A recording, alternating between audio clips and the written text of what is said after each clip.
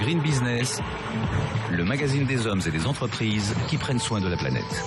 Aurélie Planex sur BFM Business. Et pour terminer cette émission, eh bien, vous allez voir que les cadeaux promotionnels aussi se mettent au développement durable. S'ils font partie intégrante de notre société de consommation, eh bien, ils doivent néanmoins s'adapter aux nouvelles attentes des consommateurs, justement. Alors, pour en parler avec nous sur ce plateau, Frédéric Deloy, bonjour.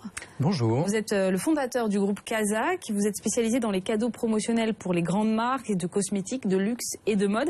Ce changement de mentalité chez les consommateurs, c'est ce qui vous a poussé, vous, à vous mettre au développement durable, ou c'était votre sensibilité, disons, personnelle?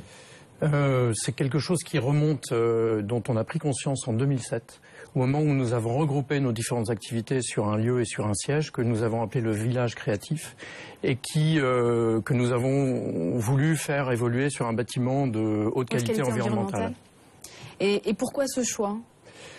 En fait, c'est un choix qui a été réfléchi longuement et partagé quasi quotidiennement avec nos collaborateurs.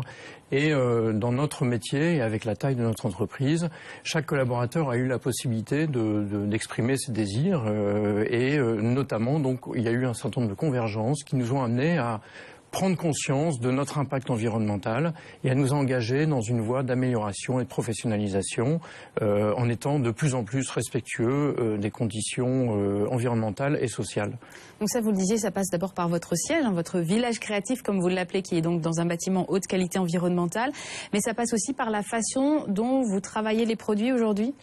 Tout à fait. À compter de 2008, notre démarche a été de dire nous allons élaborer une gamme de produits éco-conçus en essayant d'utiliser des matières naturelles ou des matières recyclées et de proposer cette gamme à nos clients.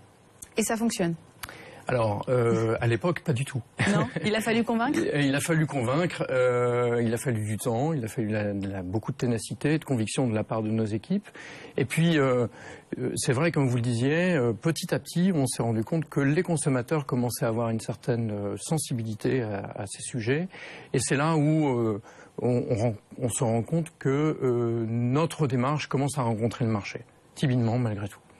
Alors, les cadeaux promotionnels, ce sont des petits budgets, 1,50 €, je crois, en moyenne, c'est ça ? Oui. Comment est-ce qu'on allie d'aussi petits prix avec développement durable ? Parce que souvent, on se dit, bon, forcément, quand c'est un peu plus bio, un peu plus équitable, un peu plus développement durable, tout de suite, les prix flambent.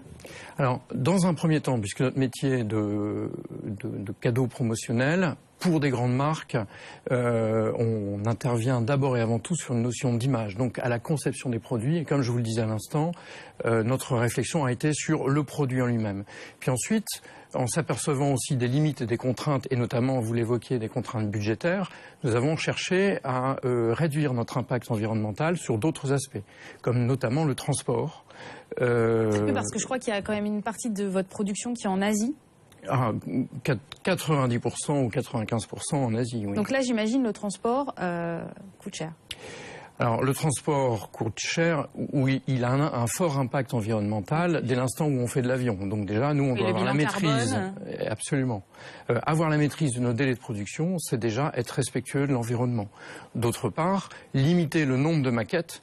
Les maquettes sont toujours, pour les phases de développement transportées par avion, réduire le nombre de maquettes est aussi beaucoup plus respectueux de l'environnement.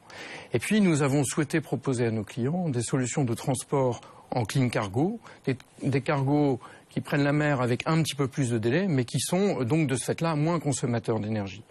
Et en France, le réacheminement, le post-acheminement du port jusque chez nos clients, le plus possible en transport sur barge, pour éviter le transport par camion. Est-ce qu'il y a aussi une relocalisation en France aujourd'hui maintenant ?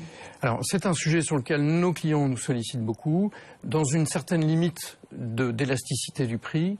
Au jour d'aujourd'hui, nous parvenons à produire des articles en France, notamment dans le domaine de la papeterie, avec une différence de prix qui est de l'ordre de 10%. Donc c'est une très bonne nouvelle, d'une part. D'autre part, nous avons investi beaucoup de nos recherches et de notre sourcing sur des pays du Moyen-Orient. Et Notamment, par exemple, les draps de plage, les draps éponges, sont des produits qu'on peut envisager produire en Turquie ou en Égypte, avec un différentiel de prix qui est encore en ce moment de l'ordre de 15 à 20%. Et vous travaillez aussi sur des cadeaux qui sont dématérialisés. Alors là, du coup, on s'affranchit de toutes ces problématiques de transport, notamment, et de conditionnement.